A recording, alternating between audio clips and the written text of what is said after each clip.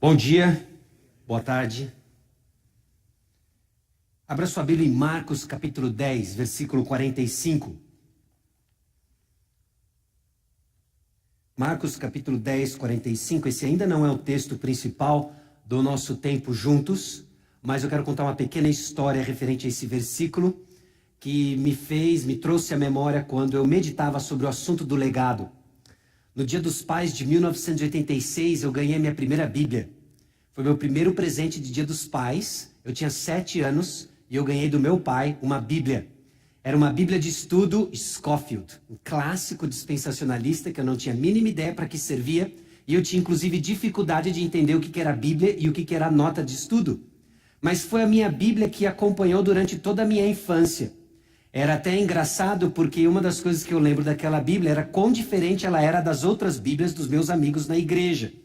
E eu carregava uma Bíblia grande, que cabia certinho a minha revista de escola dominical grande, e no início da minha Bíblia tinha uma dedicatória enorme escrita pelo meu pai, com as suas letras grandes e fortes. Meu pai era conhecido em casa por escrever forte.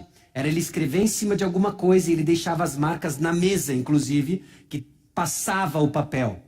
Eu não lembro muito da dedicatória, eu ainda tenho essa Bíblia até hoje, depois eu a reformei e deixei ela na minha estante como uma recordação pessoal. Mas uma coisa que me marcava é que depois de ter escrito tudo o que ele escreveu, tinha MC 1045. Eu não tinha ideia o que era o MC 1045 e foi só apenas de alguns anos depois que, lendo a minha Bíblia, eu me deparei com Marcos 10:45 com um asterisco e uma pequena lembrança de que naquele dia dos pais, meu pai me deu a Bíblia com a dedicatória e um grifo no versículo que dizia mais ou menos o seguinte, pois o próprio Filho do Homem não veio para ser servido, mas para servir e dar a sua vida em resgate por muitos. Jesus Cristo não veio para ser servido, ele veio para servir e dar a sua vida em resgate por muitos. Por alguma razão, meu pai olhou para mim com 7 anos e achou que era importante eu saber disso, e ele grifou na minha Bíblia. Jesus Cristo não veio para ser servido, ele veio para servir e dar a sua vida em resgate por muitos. O tempo passou, eu acredito que a minha conversão se deu aos 12 anos de idade. Aos 14, eu fiz uma confissão pública de batismo diante da minha igreja. Durante a minha adolescência, eu fui crescendo dentro da igreja, aprendendo da palavra de Deus. E com 18 anos de idade, eu ganhei uma Bíblia da minha mãe. Era uma Bíblia de estudo, Scofield, um clássico dispensacionalista. E agora eu sabia mais ou menos para que servia as notas de estudo. E ela me deu a mesma Bíblia de estudo que meu pai havia me dado quando eu tinha 7 anos de idade, só que agora com capa e inteira, porque a minha foi se desfalecendo e se tornando em fascículos ao longo do tempo. E ela fez uma dedicatória. E dessa vez ela citou 3 João capítulo 1, versículo 4. E ela colocou o seguinte: não tenho maior alegria do que esta de ouvir que meus filhos andam na verdade. Obviamente o apóstolo João menciona o termo filhos, não necessariamente biológicos, mas aqueles aos quais ele está investindo, aqueles quais ele está ministrando. Não tenho maior alegria do que essa de ouvir que meus filhos andam na verdade. Versículos 5 a 8 diz o seguinte: amado, procedes fielmente naquilo que praticas para com os irmãos, e isto fazes mesmo quando são estrangeiros, os quais perante a igreja deram testemunho do teu amor.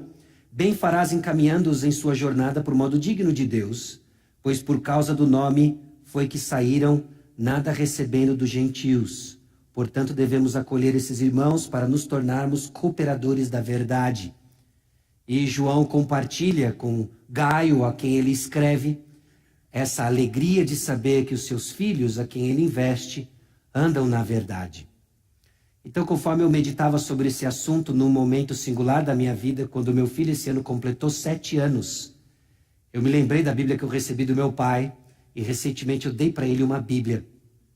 Eu fiquei feliz de ver o brilho nos olhos dele, de ter ganhado uma Bíblia. Não é uma Bíblia de estudo, não é uma Bíblia de estudo Scofield, é uma Bíblia simples, com letras grandes, numa linguagem diferente da que eu ganhei, sem termos do tipo ignomínia e etc., né? E eu ainda não escrevi uma dedicatória para ele. Eu tenho mais ou menos uma ideia do que eu gostaria de escrever na dedicatória dele, mas eu ainda não tenho uma ideia concreta do que eu vou escrever.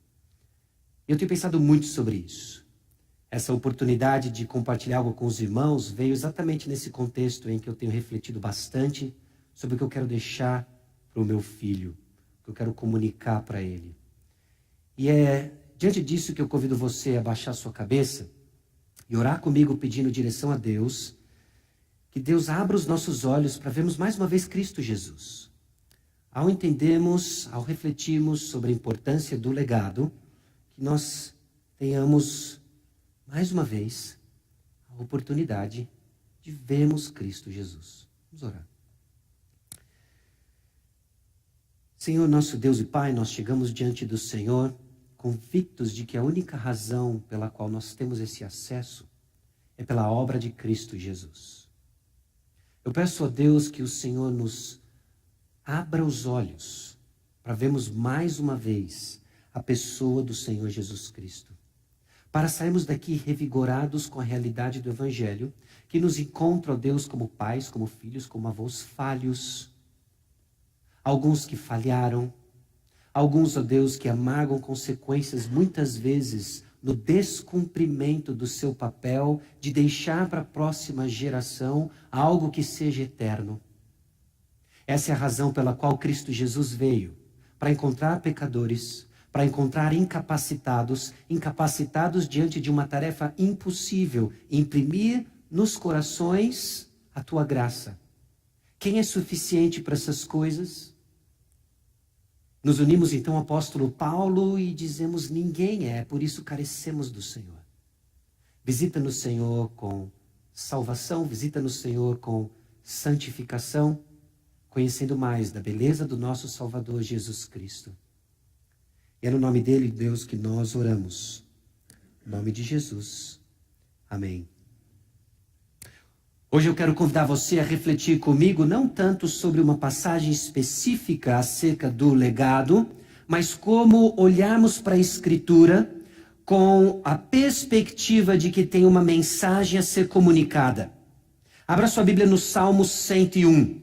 Como nós vamos comunicar toda a verdade da Escritura, como nós vamos comunicar uma herança, imprimindo um legado que seja centralizado na Escritura, que seja centralizado na pessoa do Senhor Jesus Cristo. Como cristãos, nós carregamos um nome, nós carregamos o nome de Cristo e nós queremos deixar uma mensagem que esteja ligada à pessoa de Cristo. O que difere um legado de cristão de um judeu? O que difere o legado de um cristão de um espírita? O que difere o legado de um cristão de um cidadão de uma boa moral? A diferença é Cristo Jesus, a diferença é aquele que sustenta o universo com a palavra da sua verdade. Então nós precisamos entender, olhar para a Escritura que ela tem um tema, e ao comunicarmos para a próxima geração, comunicarmos alguém, comunicarmos o Senhor Jesus Cristo, que nos dá a vida, que sustenta a vida e que é o único capaz de comunicar vida. Você precisa sair daqui não convicto de que a comunicação do legado é difícil. Eu espero que você não saia daqui tão otimista. Eu espero que daqui você saia realista. A comunicação de um legado é impossível. Por isso Cristo veio. Bendita esperança, Jesus Cristo está vivo. Amém? Abra sua Bíblia no Salmo 101. O Salmo 101 é um salmo pertencente ao 4º livro dos Salmos. A Bíblia é dividida em 66 livros, 39 livros do Antigo Testamento, 27 livros do Novo Testamento. O livro dos Salmos é dividido em 5 livros. E o Salmo 101 faz parte do 4º livro. Tem sido a minha convicção de que esses salmos são organizados debaixo de um editor movido pelo Espírito Santo, deixando para nós a palavra inspirada. E ele posiciona o Salmo 101 de uma forma estratégica. O tema do livro 4 é o coração dos salmos, enfatizando o reino de Deus. E o Salmo 101 vai dar para nós o modelo de um rei perfeito. Estudiosos acreditam que o Salmo 101 era o salmo usado por Davi e cada rei de Israel no momento da sua coroação. Era um salmo de voto, era como se fosse o juramento de um rei de como ele gostaria que fosse o seu reinado. Davi está começando o seu reinado, Davi compõe o salmo, Davi está bem intencionado, ele quer começar bem o seu legado. Fantástico! E Davi, esse homem segundo o coração de Deus, nos mostra o que é um coração apaixonado por Deus, que ama a Deus e que quer ver o reino de Deus incendiado por Deus. Então ele escreve o Salmo 101. E nós vamos ler o Salmo 101 3 vezes, em 3 momentos diferentes. Nós vamos ler o Salmo 101, tentando nos colocar nos pés de Davi. Talvez essa seja a leitura mais comum que normalmente nós fazemos dos Salmos, dos textos bíblicos, em que nós importamos a boa moral do texto bíblico, e aí nós queremos viver o texto bíblico, porque nós somos cristãos, nós amamos a Deus, nós queremos comunicar o legado do texto bíblico. E nós vamos fazer essa primeira leitura. E depois eu vou desanimá-lo numa segunda leitura. Nós vamos ler o texto bíblico novamente. E depois nós vamos fazer uma terceira leitura, depois de mais uma vez eu tentar aqui junto com você, movido pelo Espírito, a reconstruir uma nova leitura do Salmo 101. Quantas vezes nós vamos passar no Salmo 101? 3 vezes. Primeira vez. Vamos lá. Cantarei a bondade e a justiça. A ti, Senhor, cantarei. Atentarei sabiamente ao caminho da perfeição. Oh, quando virás ter comigo? Portas adentro em minha casa terei coração sincero. Não porei coisa injusta diante dos meus olhos. Aborreço o proceder dos que se desviam. Nada disso se me pegará. Longe de mim o coração perverso, não quero conhecer o mal. Ao que as ocultas a calunia o próximo, a esse destruirei. O que tem olhar altivo e coração soberbo, não o suportarei. Os meus olhos procurarão os fiéis da terra, para que habitem comigo. O que anda em reto caminho, esse me servirá. Não há de ficar em minha casa o que usa de fraude, o que profere mentiras, não permanecerá ante os meus olhos. Manhã após manhã destruirei todos os ímpios da terra, para limpar a cidade do Senhor dos que praticam a iniquidade. Já imaginou um rei, no início do seu governo, com esse tipo de coração, com esse tipo de voto diante da nação? Eu votaria nele. Eu diria, fora Temer, que venha Davi. Que venha Davi, porque esse cara é top. Esse cara é capaz de cantar bondade e justiça. Para e pensa nisso. Bondade e justiça, parece que são duas coisas que não andam juntas. E ele diz, eu vou cantar a sua bondade e a sua justiça. Ele faz um voto de santidade pessoal. Aliás, esse salmo era especial para mim na minha adolescência, porque ele tinha um versículo que, num certo sentido, era para me ajudar, mas acabava me condenando muito na minha luta como adolescente. Olha o versículo 3. Não porém coisa injusta diante dos meus olhos. Aborreço o proceder dos que se desviam. Nada disso se me pegará. Sasha, lute contra a pornografia. Sasha, lute contra a imoralidade. Que não tenha nada diante dos meus olhos, que seja injusto. E eu saía determinado para viver o versículo. E quando eu li esse versículo no final de semana, saía energizado pela igreja. E eu vivi esse versículo na segunda, eu vivi esse versículo na terça, eu falhava o versículo na quarta, eu chorava o versículo na quinta, e eu era corrido de culpa na sexta. Porque somos bem motivados. Nós queremos viver a palavra de Deus. Aliás, nós somos cristãos, nós somos evangélicos. Supostamente o povo de boa moral. Então eu queria viver exatamente aquilo que movia o coração de Davi. Mas essa era a primeira leitura do texto bíblico. Quantas vezes nós vamos ler o texto? 3 vezes. Davi tinha um desejo intenso de viver uma santidade pessoal. E aí, a partir do versículo 5... Na verdade, ele já dá pistas disso no versículo 4 e no 3. Essa santidade pessoal de dentro, da porta de casa para dentro. Ele agora quer fazer com que ela seja da porta para fora. Porque entende o que é um rei dentro da teologia de Israel. Dentro dessa aliança que Deus tem com Israel. Mediada por um rei. Essa teocracia mediada por um rei físico sentado num trono. De que a qualidade espiritual deles seria assim comunicada à nação. A qualidade espiritual de uma nação estava intimamente ligada à qualidade espiritual do seu líder, o rei Davi. Então Davi sabia de que andar com o Senhor era vital no seu relacionamento com o Senhor, e Davi sabia que andar com o Senhor era vital para a saúde espiritual da nação. Então é por isso que no restante dos versículos ele faz uma série de declarações fortes acerca da santidade do povo, acerca da santidade do próximo. Arde no coração de Davi. Abra sua Bíblia em 2 Samuel capítulo 6. Provavelmente esse é o momento histórico, e é o que eu quero propor para você como início do reinado de Davi, em que ele escreve o Salmo 101. 2 Samuel capítulo 6.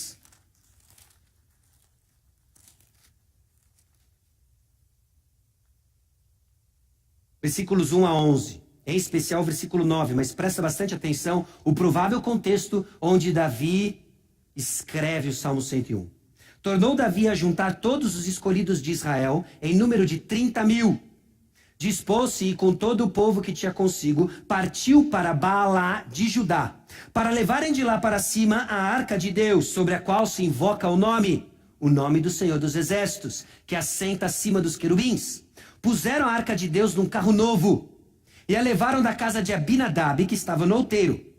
E Uzá e Aiô, filhos de Abinadab, guiavam o carro novo. Levaram-no com a arca de Deus da casa de Abinadab, que estava no outeiro, e Aiô ia diante da arca.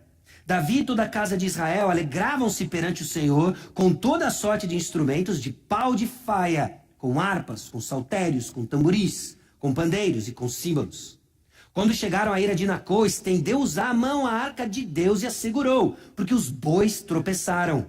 Então a ira do Senhor se acendeu contra Uzá, e Deus o feriu ali por esta irreverência, e morreu ali junto à arca de Deus. Desgostou-se Davi, porque o Senhor irrompera contra Uzá, e chamou aquele lugar Pérez Uzá, até o dia de hoje. Temeu Davi ao Senhor naquele dia e disse: como virá a mim a arca do Senhor?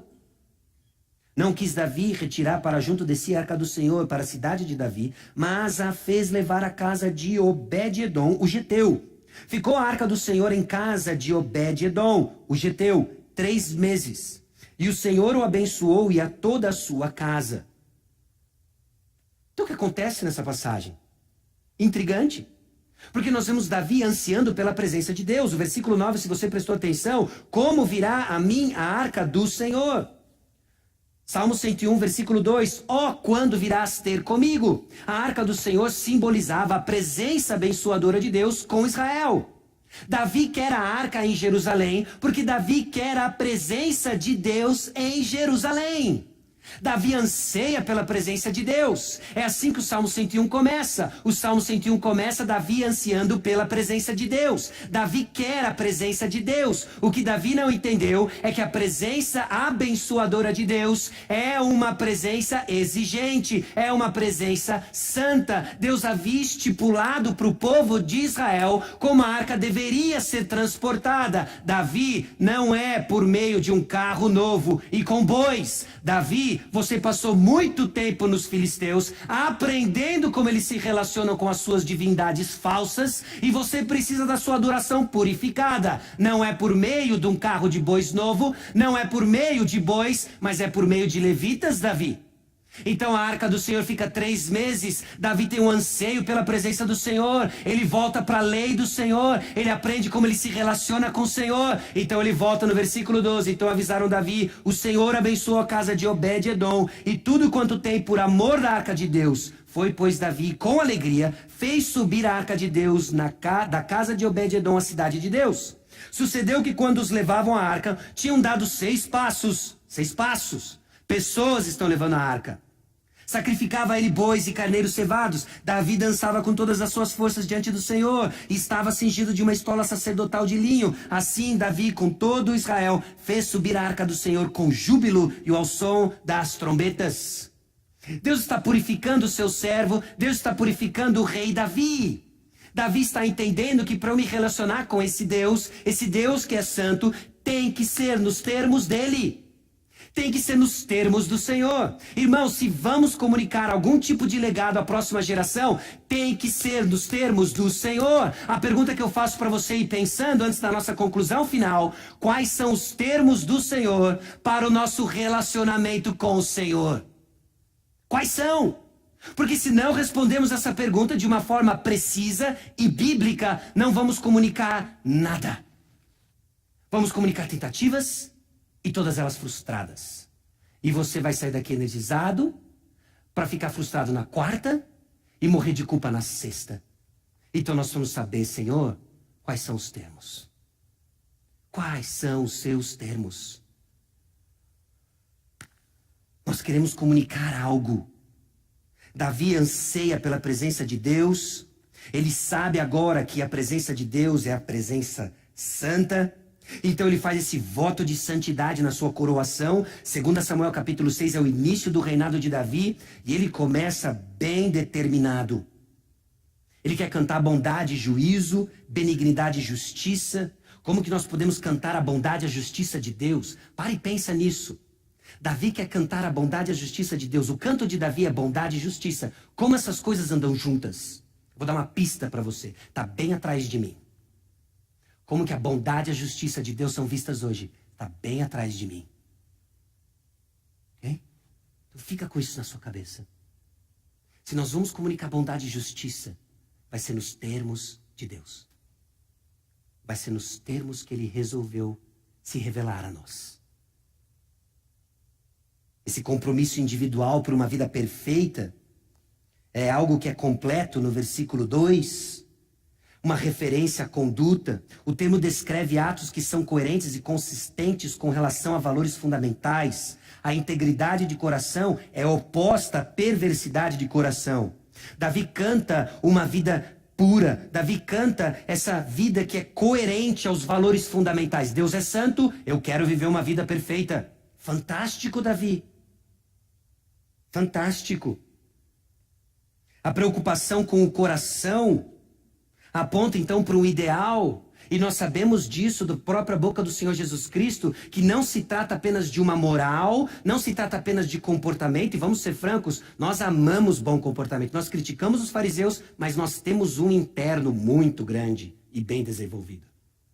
Nós somos treinados a pensar comportamento, nós somos viciados em olhar apenas o externo, mas Deus olha coração. O nosso problema fundamental é um problema de coração. Davi o tempo todo, então, atento a essa questão do coração. Os versículos 3 a 8 descrevem esse caminho perfeito. Olhos puros. Olhos puros. Essa porta para a alma, Davi quer manter pura. Desprezo pelo caminho dos ímpios, os que se desviam, aqueles que falham manter a fé. Parece que Davi aqui faz uma apologia à jihad evangélica, né? Nós vamos sair daqui e nós vamos fazer extermínio a todos aqueles que não temem a Jesus. Será que é isso que Davi está promovendo aqui? Ele não quer ter comunhão, proximidade com o coração perverso. Longe de mim o coração perverso. Ele não quer conhecer o mal. Eu não quero conhecer o mal, versículo 4. No versículo 5, ele quer abafar a maledicência. Não fofocarás. Eu acho que como pai, você se preocupa com a língua do seu filho. E se ele está perto de você e ele diz algo que não condiz à verdade, que é fofoca, ou que é mentira, ou que é um palavrão, você faz bem de corrigi-lo. Você faz bem de educá-lo. Não só o seu filho, mas na nossa comunidade, nas nossas respectivas comunidades, igreja local, nós precisamos estar atentos ao que as pessoas falam. Abafar a maledicência, aqueles que agem às escondidas. As ocultas caluniam o próximo. Presta atenção nisso aqui. Davi odeia aqueles que agem às escondidas. A esse eu vou destruir, porque eu vou manter a santidade pessoal e a santidade do reino. Eu vou cantar a bondade e a justiça de Deus. Ele tem um ódio pelo soberbo. A arrogância é supostamente acreditar que seja possível viver sem Deus e seu auxílio. Nós estereotipamos orgulho de tal forma que nos cega às suas diversas manifestações. Orgulho é essa disposição de mente em que eu vivo como se Deus não existisse, como se tudo dependesse de mim. Isso é orgulho. E ele pode ser manifestado sim numa atitude soberba, e ele pode ser manifestado numa atitude de autocomiseração. É o outro lado da moeda. Pobre eu não sou nada, eu não consigo. Eu não consigo ser como fulano, eu não consigo ser como ciclano. Ó vida, ó céus. Você é orgulhoso. Porque você vive como se tudo dependesse de você. Só que você está num outro momento do orgulho, em que você já sacou que isso não é possível e te levou ao desânimo. E te levou ao desânimo. Olhos atentos aos fiéis que irão habitar com o rei. Versículo 6. Os meus olhos procurarão os fiéis da terra para que fiquem comigo. O que anda em reto caminho, esse me servirá. O que usa de mentiras não ficará diante dos meus olhos. Olha o versículo 7. Não há de ficar em minha casa o que usa de fraude. O bom rei vai destruir os ímpios para que não entrem na cidade que representa a presença do Senhor. Esse é o ponto de Davi. Não é um jihad evangélico, um jihad judaico. Trata-se de um zelo pela santidade de Deus. Trata-se de uma compreensão de que o Senhor habitava o povo e as atitudes deveriam ser coerentes com a presença do Senhor. Davi sabe disso. Então ele vive isso. Nós fizemos a primeira leitura do Salmo 101. E se parássemos aqui, o nosso desafio se resumiria ao seguinte: agora vá, mantenha os seus olhos puros. Ensine os seus filhos a usar a internet. Ande com eles e ao passar uma mulher bonita ou vestida de uma forma imodesta, eduque os olhos dele. Agora vá e ajude o seu filho a se afastar daqueles que se desviam. Agora vá, ajude o seu filho a usar bem a língua dele, abafando maledicência. Vá. Vá e faça com que o seu filho tenha um apreço pela verdade. Vá e faça com que as próximas gerações amem a santidade de Deus. Comunique essa verdade.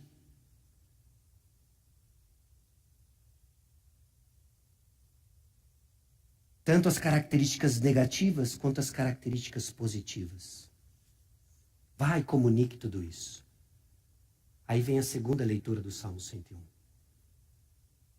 A realidade da nossa incapacidade na transmissão de um legado. Porque esse é o início da vida de Davi. E você conhece uma porção de coisas da vida dele. Você conhece o momento em que ele pegou algumas pedras, aplicando a lei de Deus, ele põe fim à vida de um blasfemo contra o Deus dos deuses, contra o Senhor dos senhores. Com a sua própria espada, ele parte a cabeça desse gigante. Você conhece essa história? Você também conhece um pouco mais da história de Davi. E sabe que houve um momento trágico na vida dele. Mas até esse momento trágico é interessante como Davi caminha na segunda, como ele caminha na terça-feira, ainda energizado pelo seu desejo de estar com o Senhor. Vamos comigo para 2 Samuel capítulo 8.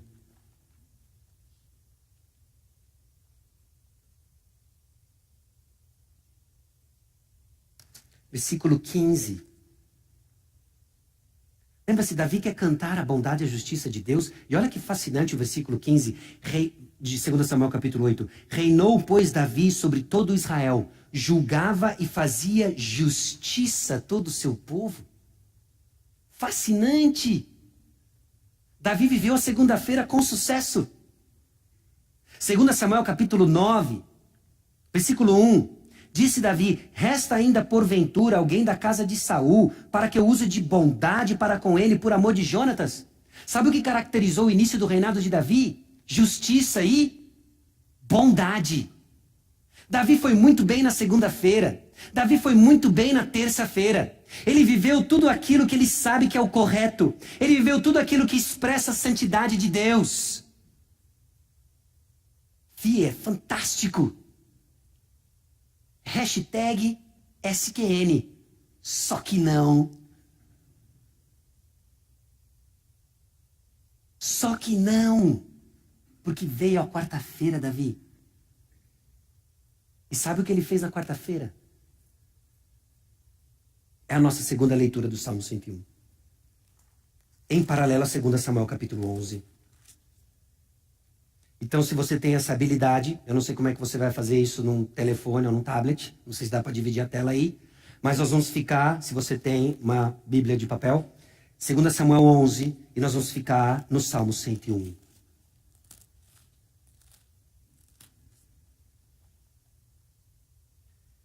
2 Samuel capítulo 11, versículo 1 diz o seguinte: decorrido um ano no tempo em que os reis costumavam sair para a guerra, enviou Davi a Joabe e seus servos com ele e a todo Israel, que destruíram os filhos de Amon e sitiaram Rabá.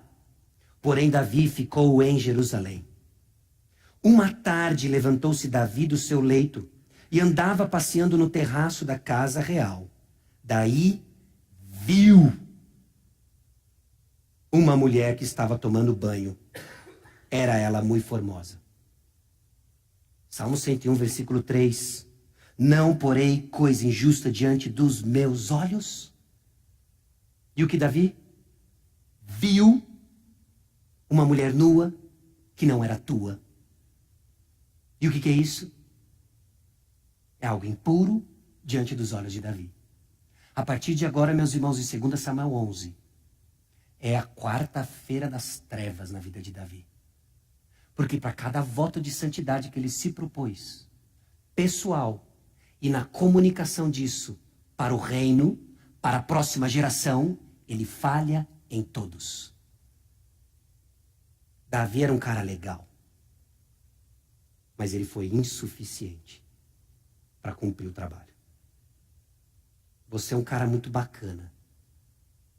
Aliás, você está usando o seu sábado de manhã para ouvir da palavra de Deus. Mas você é incapaz de fazer o que você foi chamado para fazer.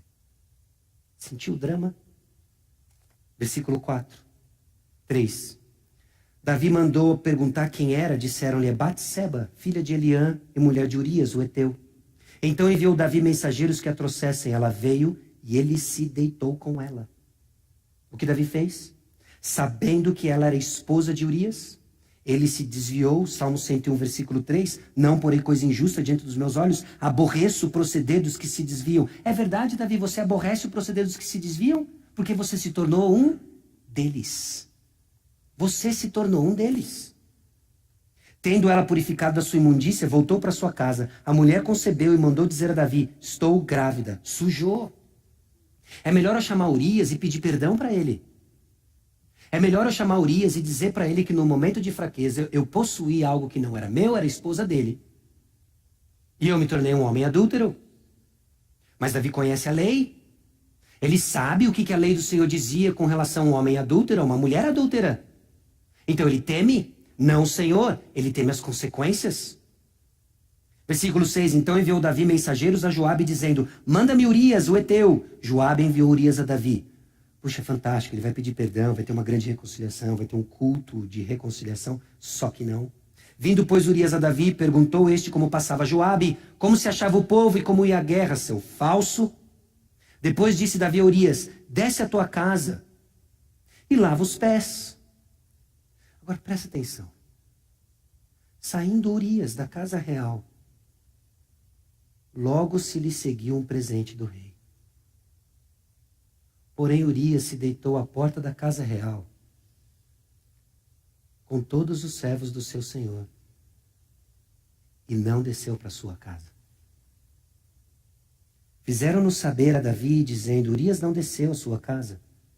Então disse Davi a Urias: não vens tu de uma jornada, por que não desceste à tua casa? Respondeu Urias a Davi: a arca, Israel e Judá ficam em tendas. Joabe, meu senhor, e os servos de meu senhor estão acampados ao ar livre. E hei de eu entrar na minha casa, para comer e beber e para me deitar com minha mulher? Tão certo como tu vives e como vive a tua alma, não farei tal coisa. Versículo 6 do Salmo 101. Os meus olhos procurarão os fiéis da terra, para que habitem comigo. O que anda em reto caminho, esse me servirá. Legal, Davi? Urias é esse cara. Ele vai morar na tua casa, ou você vai matá-lo? Davi peca na sua santidade pessoal. Davi descumpre o seu voto de transmitir ao reino, de transmitir às gerações a santidade de Deus. Porque aqueles que não se desviam, aqueles que são íntegros, Davi não traz para dentro, Davi mata. Esse, meus irmãos, é o homem segundo o coração de Deus. Esse, meus irmãos, é aquele que talvez escreveu grande parte dos salmos que você lê e medita. Esse é o pai daquele que se tornou o homem mais sábio que já pisou na terra e que não vai ter igual a ele. Salomão, o tolo. Nós estamos perdidos. Nós estamos no mato sem cachorro. Porque nós olhamos a situação desses homens que nós tanto admiramos e vemos que eles foram insuficientes. A segunda leitura, então, do Salmo 101, ela é desastrosa. Ela nos causa um desespero. Ou nos causa uma identificação. Porque quarta-feira vai vir. E você sabe quem você é na quarta-feira. Você é aquele que põe coisa injusta diante dos seus olhos. Aliás, uma das razões pelas quais você não tem uma conversa com seu filho sobre pureza sexual é porque você tem a consciência tão pesada da sua própria impureza sexual que você se sente hipócrita e tem uma conversa travada com seu filho. Aliás, uma das razões pelas quais você não impulsiona o seu filho a um estilo de vida diligente é porque você mesmo se vê preguiçoso. Talvez diligente no trabalho, mas um marido desleixado, um marido preguiçoso. E nós precisamos reconhecer que parte de um dos propósitos da palavra de Deus é justamente informar onde nós estamos. Irmãos, nós falhamos e temos falhado na comunicação de um legado. Adão falhou, Abraão falhou, Isaac falhou, Jacó falhou, Israel falhou. Êxodo capítulo 4, Êxodo capítulo 19, Israel diz do fundo do coração, nós vamos seguir a lei do Senhor. 40 dias Moisés no monte, o que o povo faz? Um bezerro. Israel falhou. Moisés falha. Josué falha. Juízes é uma lástima. Então vem Saul.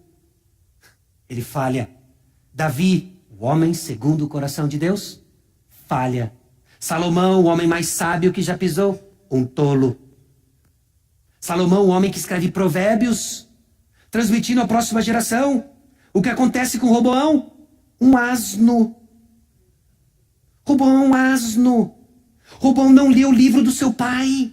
No livro do seu pai diz, cuidado com as suas companhias, o que Roboão faz? Roboão dá ouvidos aos colegas dele da faculdade e não aos sábios do rei. E ele quer provar para o reino o quê? Que eu sou mais macho que meu pai. E ele divide o reino para nunca mais voltar. Reino do norte, reino do sul, reino do lado do norte é tenebroso. Você lê o reino do norte e fala assim, não é possível que esse é o povo de Deus? Você lê o reino, a história de Judá e você fala, povo de Deus aqui, ali, mas também, e onde acabam os dois? No exílio, 400 anos de silêncio. E aí, meus irmãos, vem a nossa terceira leitura do Salmo 101. Aí, meus irmãos, vem a nossa esperança de legado. Aí, meus irmãos, vem aquilo que eu quero propor para você, que legado sem Cristo é legalismo e vai secar a sua alma e trazer a destruição da igreja. Legado sem Cristo é legalismo, vai secar a sua alma. Sabe o que seu filho precisa? O seu filho precisa de Cristo. É isso que ele precisa. Sabe o que você precisa? Você precisa de Cristo. Você precisa sair daqui convicto o seguinte, Senhor, meus olhos são impuros, eu não tenho o que oferecer para os meus filhos. Olha o que eu tentei fazer ao longo desses anos da minha força. Por isso o Senhor veio. Porque se você precisasse apenas de uma ideia nova, Jesus não tinha vindo, mas uma Bíblia 2.0 teria sido produzida. Nós não precisamos de mais lei, nós precisamos de Cristo. Esse é o maior legado, é isso que eu quero escrever na dedicatória da Bíblia do meu filho. E aí vem mais um problema. Como que eu vou dizer para o meu filho que ele precisa de Cristo se não tem quem fale para ele? Senhor, eu preciso conhecer mais do Senhor. Como eu vou descrever Cristo se eu não o conheço? Nós estamos no tatame. Nós estamos no octógono. Tá o Vitor Belfort socando a gente. Tá até o Dana White batendo na gente. E nós estamos entregue. E aí você chegou à seguinte conclusão. Eu preciso dizer, eu me rendo. Nem força para isso você tem. Deus viu o seu estado. Então ele disse: eu me rendo por você. O Salmo 101 não é sobre Davi. O rei que nós precisamos não é Davi. Nós precisamos de Jesus. Ele é perfeito. Lucas capítulo 24. Eu não consigo exagerar para dizer para você como essa passagem tem mexido comigo. Lucas capítulo 24.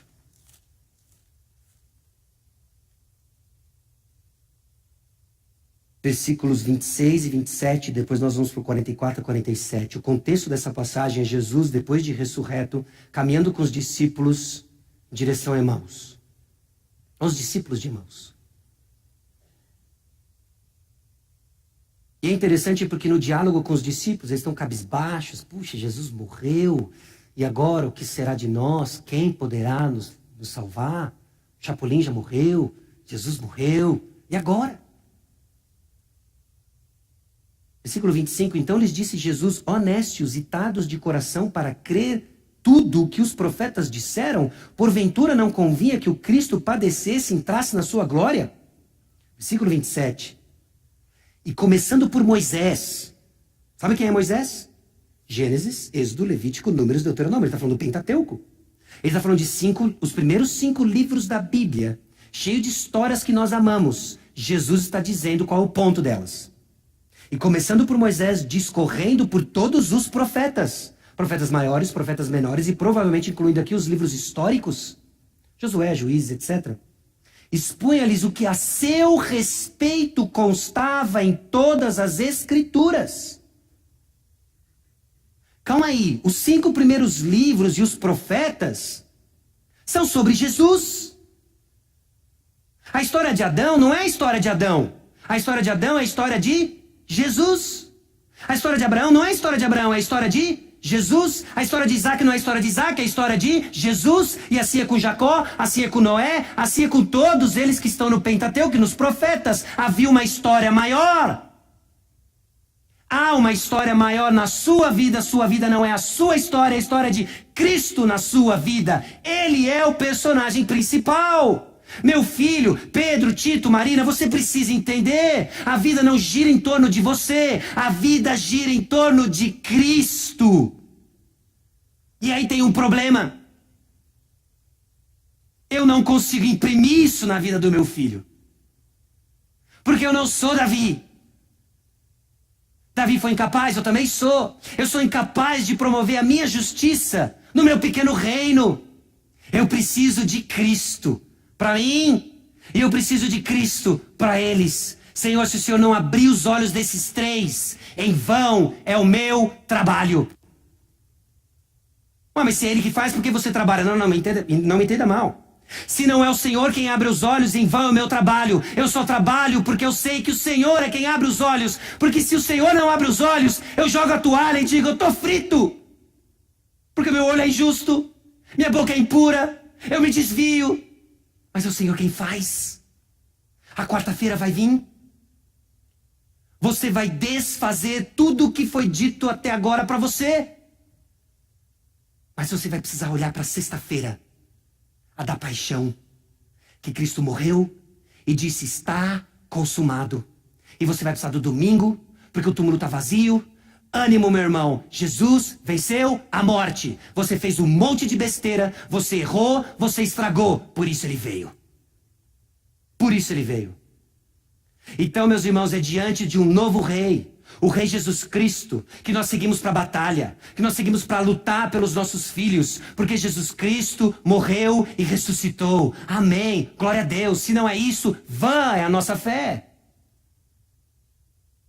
Versículo 44 a 47, agora fica pior ainda. Agora, no bom sentido, né? A seguir, Jesus lhes disse: são estas as palavras que eu vos falei, estando ainda convosco. Importava-se cumprisse tudo que de mim está escrito na lei de Moisés, ok, a gente já sabe disso. Nos profetas, ok, nós já sabemos disso. E nos salmos. Moisés, profetas e salmos, as grandes 3 divisões do Antigo Testamento. A Bíblia toda fala acerca de um homem o homem-deus, Jesus Cristo. A Bíblia não é sobre você, a Bíblia é sobre Jesus Cristo. A sua vida não é sobre você, a sua vida tem um centro, Jesus Cristo. Acorda! Se vamos transmitir algo de valor, tem que ser Cristo. Cristo Jesus. Então lhes abriu o entendimento para compreender as Escrituras. Senhor, obrigado pela tua graça. E lhes disse, assim está escrito, que o Cristo havia de padecer e ressuscitar dentre os mortos no terceiro dia. Assim estava escrito, que Cristo havia de padecer e ressuscitar dentre os mortos no terceiro dia. Estava escrito. Moisés, profetas e salmos. Estava escrito o quê? Que Jesus havia de padecer e ressuscitar no terceiro dia. A Bíblia é um livro que nos traz o Evangelho. Se você está ensinando a Bíblia para o seu filho, eu espero que você esteja ensinando nessa perspectiva. A Bíblia é um livro que nos traz o Evangelho. E que em seu nome se pregasse arrependimento para a remissão de pecados a todas as nações, começando em Jerusalém. Vós sois testemunhas dessas coisas. Então nós vamos fazer a leitura do Salmo 101. Agora entendendo que o Salmo 101 tem sim uma figura histórica real, Davi, que apontava para alguém maior, Cristo Jesus. E olha o que Cristo faz. Olha o que Cristo fez e olha o que Cristo faz.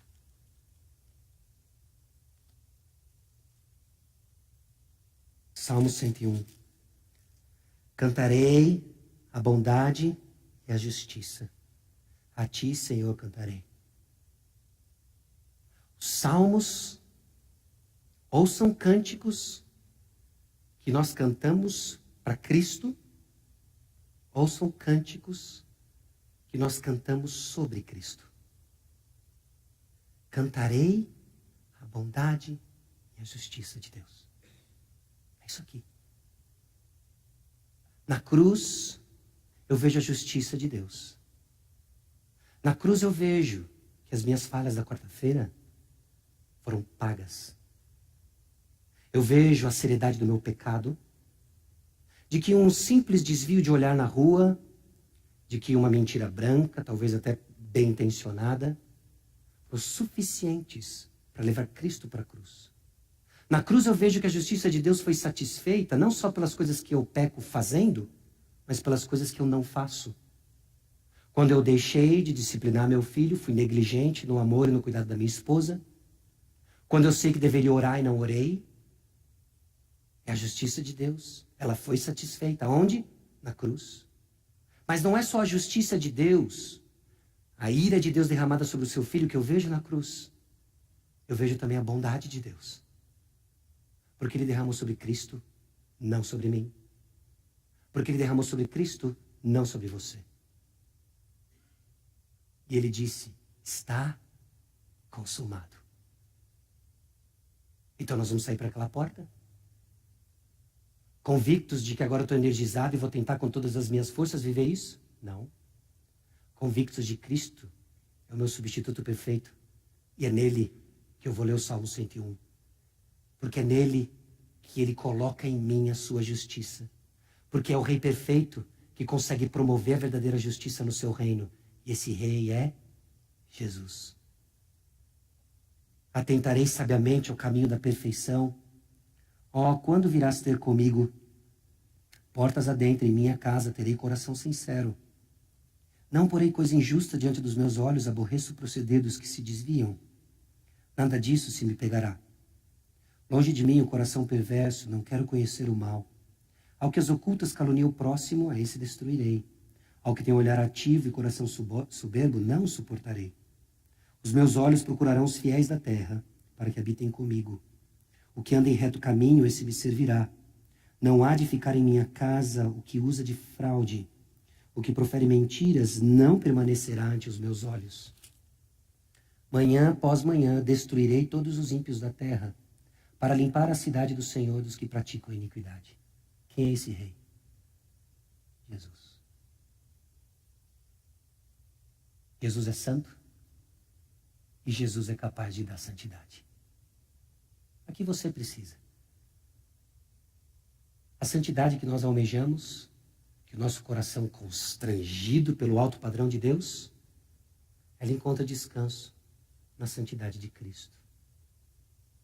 E é isso que nós precisamos para fazer o nosso papel de pai, de vô, de homem da igreja. Crer no Senhor Jesus Cristo. Abra sua Bíblia em João capítulo 6.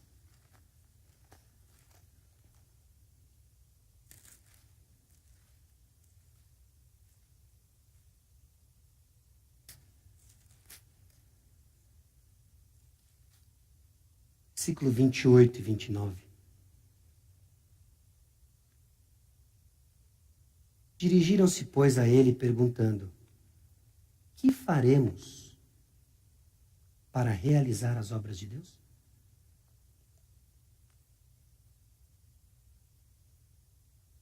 Faremos para realizar as obras de Deus? A resposta é fascinante. Respondeu-lhe Jesus: a obra de Deus é esta: que creiais naquele que por ele foi enviado. Creia no Senhor Jesus Cristo. Continue crendo no Senhor Jesus Cristo. Estoure uma pipoca e veja o que ele vai fazer no reino dele. Entendeu? Creia no Senhor Jesus Cristo. Continue crendo no Senhor Jesus Cristo. Estoure uma pipoca, uma coca gelada, um chamate, não sei qual que é a tua aí, né? E veja o que o Senhor Jesus Cristo vai fazer. E sabe o que é a pipoca? O que é o chá? Servir. Porque crer no Senhor Jesus Cristo significa o seguinte: então a palavra dele é verdadeira. Se a palavra dele é verdadeira, ela dá vida. E se ela é verdadeira e dá vida, a próxima geração só precisa de uma coisa: crer no Senhor Jesus Cristo. Irmãos, tem sido assim por gerações. Por gerações a fio, Deus sempre levantou homens e mulheres que creram no Senhor Jesus Cristo. Que fizeram coisas loucas por Jesus. Do tipo pegar um navio, atravessar o oceano para falar de Cristo. Alguns morreram na jornada, nunca viram a concretização das promessas. Mas a nossa vida não se limita a isso aqui. Hebreus 11 diz que alguns morreram no anonimato. Pare e pense, Abraão. Falamos um pouco sobre Abraão, mas pare e pense, Abraão. Abraão, de ti farei uma grande nação. Ok, legal, Ismael e Isaac. É isso, Senhor? Me fala qual é o critério geopolítico que o Senhor está usando sobre nação. Ele viu. Ele creu. Ele creu. Então, o que nós vamos comunicar para a próxima geração? Apenas o que nós recebemos. Cristo. Legado sem Cristo é legalismo. E não vai durar muito. Vão ser boas ideias que duram algumas dezenas de anos e que morrem. Nós precisamos falar de Cristo. A pessoa de Cristo, a obra de Cristo e o ensino de Cristo.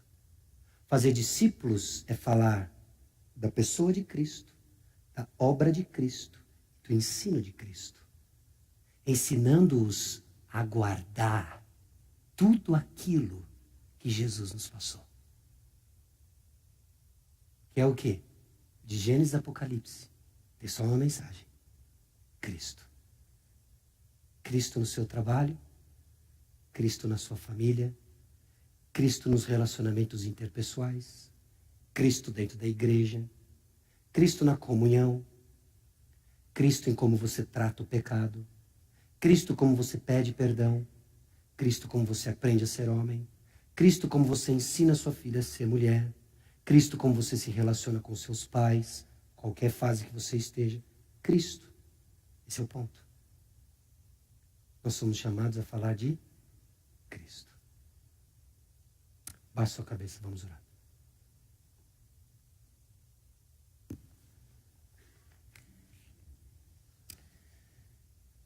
Senhor nosso Deus, nós chegamos diante do Senhor, confessando nossa incapacidade de vivermos o padrão da Tua lei. De fato, Deus, a Tua lei nos informa que nós carecemos de alguém. Desesperadamente, nós precisamos de um Salvador. Esse alguém é Jesus. Não somos, ó Deus, os homens que precisamos ser. Não somos, ó Deus, os pais que deveríamos ser. Não somos, ó Deus, os filhos que o Senhor nos instrui a ser. Somos falhos, finitos, pecadores. Essa é a razão porque o Senhor mandou o seu Filho. Homem que aprendeu a obediência, homem de olhos puros, homem que não se desviou do caminho. Provado, testado, bem-sucedido. É nos méritos de Cristo que nós confiamos o nosso sucesso espiritual. É nos méritos e na graça de Cristo que nós olhamos para o futuro com a esperança de que grandes obras vão ser feitas.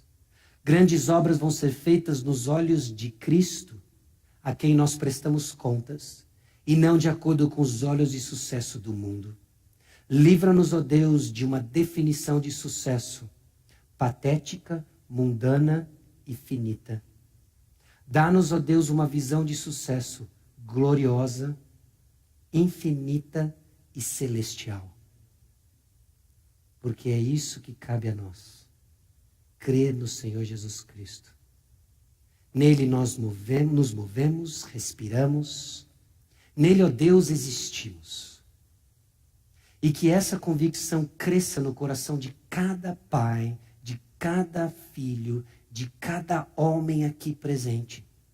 Que a tua palavra e a tua graça encontrou homens, ó Deus, cansados das próprias falhas, colhendo frutos, ó Deus, da sua própria negligência. E o Senhor mandou Cristo, onde a sua justiça e a sua bondade são vistas.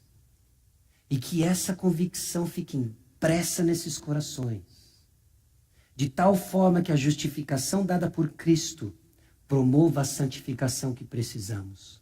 Nos apropriando então de uma forma correta do Salmo 101 e de toda a Bíblia, que tem sim ordens, que tem sim coisas a fazer, mas na segurança de que Cristo as cumpriu todas, para dar graça e misericórdia no tempo oportuno. E o tempo oportuno é hoje, é agora. Precisamos de Cristo. Para que o legado da era cristã continue sendo Cristo. E convém que ele cresça. Que o nosso nome suma e que Cristo seja glorificado. Para a tua glória e para o nosso bem. No nome de Jesus. Amém.